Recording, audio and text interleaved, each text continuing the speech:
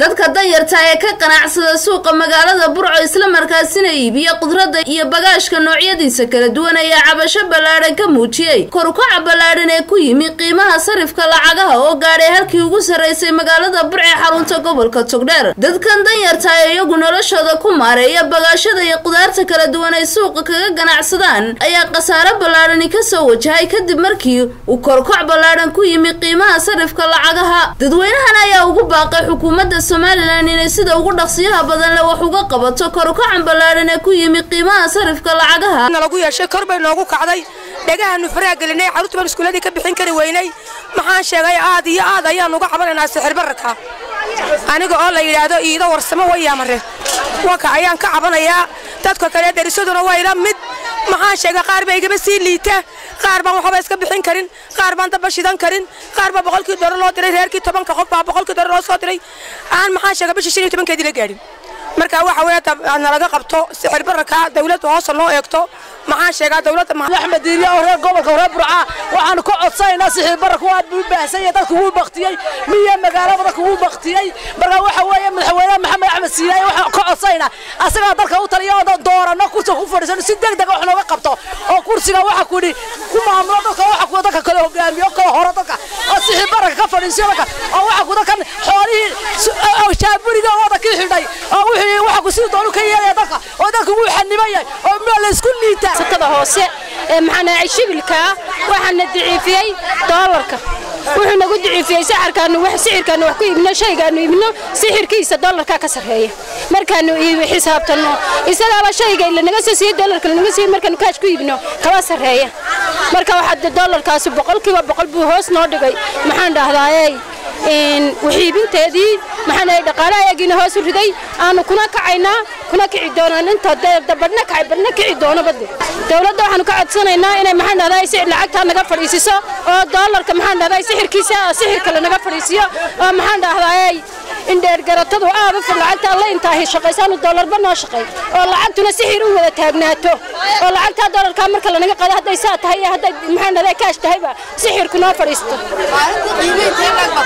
وقيمه waxaanu qasarnaa lama meeshay kara dumarku isma xisaabiyana wax shaygan ibnaaba qiimaha la naga siiyay isaga ka sareeyay dadka dayarta ee wax baax musharka dadka xiibiya ee magaalada Burco Togdheer dadka ugu daciifsamaanahay ee maxay haytay wax iibiyaan ugu hooseeyay noloshada aad iyo aad ugu hooseyso anagu dayar baanahay dayar daanahay waxaanu iibinaa qudaarta daanu iibino waxaanu kala soo baxnaa nolol maalmeed maalintii lakaad waan kala soo bixi kari weynay oo kalma soo bixi karo waayo sababtoo toorkii baan u kacay sixir barar wixii aan sana iibsado oo wax ku bedesha shayga aan iibsanay imka qudaartaan soo iibsanay toorkiiba kacay uu isbedelaya 195 kor buu kacay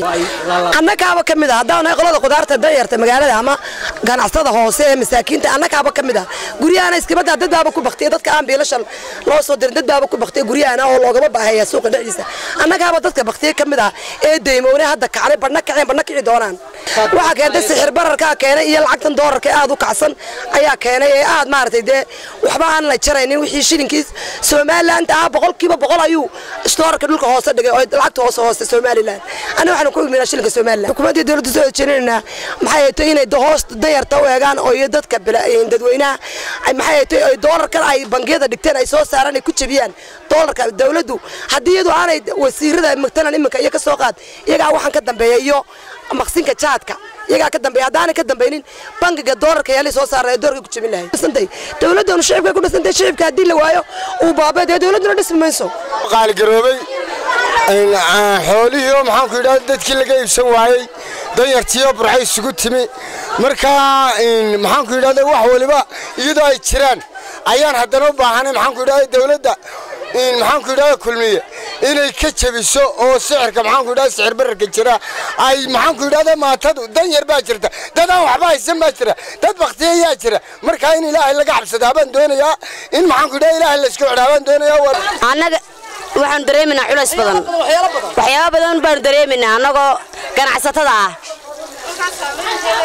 marka saamayntu saab bay nagu badan kacay waa ina maxaa ahay dollarka sixir bararka naga jabisaan saamayn 800 buu maraya wixii maciishadii baa kala kacsan raax jaam maxamed baa leeyahay